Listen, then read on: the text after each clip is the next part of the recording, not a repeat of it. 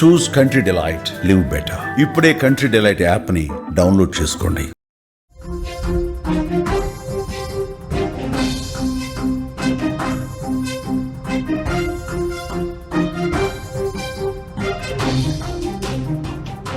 డాలర్కు ప్రత్యామ్నాయంగా బ్రిక్స్ దేశాల currency Trump సుంకాలను ఎదుర్కొనేందుకు ఈ కొత్త ప్లాన్ చేస్తున్నట్లుగా తెలుస్తోంది.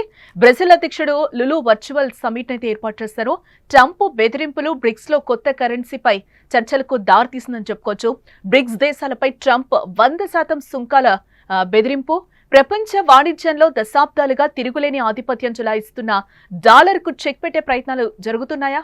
అమెరికా అధ్యక్షుడు డొనాల్డ్ ట్రంప్ అనుసరిస్తున్న టారిఫ్ విధానాలను ఎదుర్కోవడానికి బ్రిక్స్ దేశాలు ఒక కొత్త కరెన్సీని రూపొందించే ఆలోచనలో ఉన్నాయా అంటే అవును, ఇదే ఇప్పుడు ప్రపంచ ఆర్థిక వేదికపై జరుగుతున్న హాట్ టాపిక్. గత కొద్ది రోజులుగా అమెరికా అధ్యక్షుడు డొనాల్డ్ ట్రంప్ వైఖరి ప్రపంచ దేశాలను కలవరపెడుతోంది. కొత్తగా ట్రంప్ ప్రభుత్వం భారీగా సుంకాలు విధిస్తూ ఉండడంతో బ్రిక్స్ దేశాలు అప్రమత్తమయ్యాయి. ఈ కూటమిలో భాగమైన బ్రెజిల్ అధ్యక్షుడు Luiz Inacio Lula doctor Silva ఒక కీలకమైన వర్చువల్ సమిట్ అయితే ఏర్పాటు చేయాలని నిర్ణయించుకున్నట్లుగా తెలుస్తోంది. ఈ సమావేశం ద్వారా ట్రంప్ బెదిరింపులను ఎలా ఎదుర్కోవాలో బ్రిక్స్ దేశాలు చర్చించనున్నాయి. అయితే ఈ కొత్త కరెన్సీ ఆలోచనపై బ్రెజిల్ అధ్యక్షుడు లులా ఒక కీలకమైన ప్రకటన అయితే చేశారు. మేము డాలర్కు వ్యతిరేకంగా ఏం చేయాలనుకోవడం లేదు. డాలర్ ఒక ముఖ్యమైన కరెన్సీగా కొనసాగుతుందని మేము భావిస్తున్నాం. బ్రిక్స్ దేశాల మధ్య వ్యాపారాన్ని మరింత సులభతరం చేయడానికి ఒక ఉమ్మడి కరెన్సీని తయారు చేసే ఆలోచన మాత్రమే ఉంది అని కూడా ఆయన చెప్తున్నారు. ఈ విషయంలో ఇంకా పరిశోధన జరగాలని కూడా ఆయన చెప్పారు. అంటే ఈ ప్రయత్నం డాలర్ ఆధిపత్యాన్ని తగ్గించడానికి కాకుండా కేవలం వ్యాపార అవసరాల కోసమేనని కూడా బ్రెజిల్ ఇక్కడ స్పష్టం చేస్తోందని చెప్పుకోవచ్చు. ఇక బ్రిక్స్ కొత్త కరెన్సీ వ్యవహారంపై భారతదేశ విదేశాంగ మంత్రిత్వ శాఖ ప్రతినిధి రణధీర్ జైస్వాల్ దీనిపై ఒక క్లారిటీని అయితే ఇచ్చారు. బ్రిక్స్ కూటమిలో భారత్ ఒక కీలక సభ్య దేశమని, ఉమ్మడి ప్రయోజనాలపై ఇతర సభ్యులతో ఎప్పటికప్పుడు సంప్రదింపులు జరుపుతుందని కూడా ఆయన అంటున్నారు. అయితే డాలర్కు వ్యతిరేకంగా భారత్కి ఎలాంటి ఎజెండా లేదని కూడా ఆయన తేల్చి చెప్పారు. ఇది ఈ అంశంపై భారతదేశం తీసుకుంటున్న జాగ్రత్తపూర్వక వైఖరిని సూచిస్తుంది. ఇదిలా ఉండగా గత జనవరిలో డొనాల్డ్ ట్రంప్ బ్రిక్స్ దేశాలకు ఒక తీవ్రమైన హెచ్చరికనైతే చేశారు.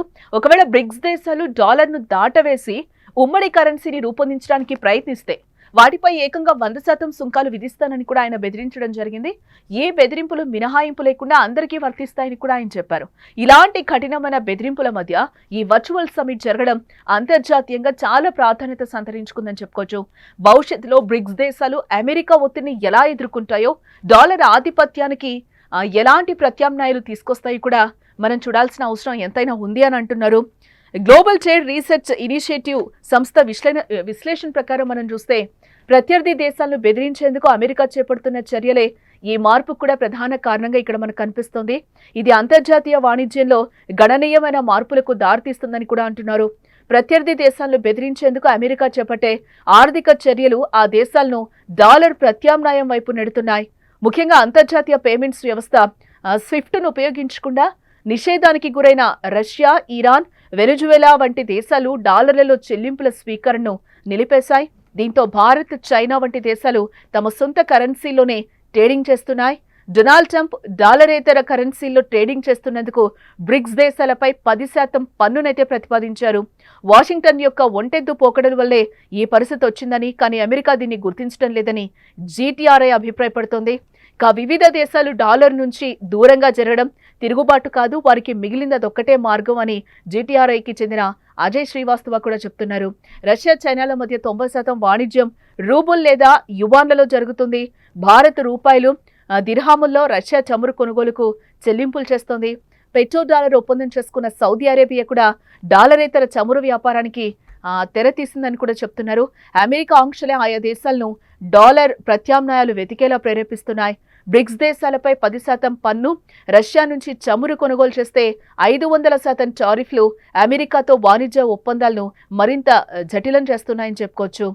ఈ దేశాల నుంచి చమురు, గ్యాస్ కొనేవారు డాలర్కు ప్రత్యామ్నాయాలను ఎంచుకుని చెల్లింపులు చేస్తున్నారు. వీటిని ఆయా దేశాల డాలర్ వ్యతిరేక విధానాలు అనకుండా రక్షణాత్మక వ్యవస్థలు అని కూడా పేర్కొంది.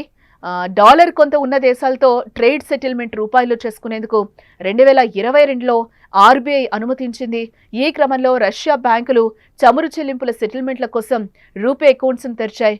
బ్రిక్స్కు కామన్ కరెన్సీని తీసుకురావాలన్న ప్రతిపాదనను భారత్, చైనాలు తిరస్కరించాయని కూడా ఇక్కడ మనం చెప్పుకోవచ్చు.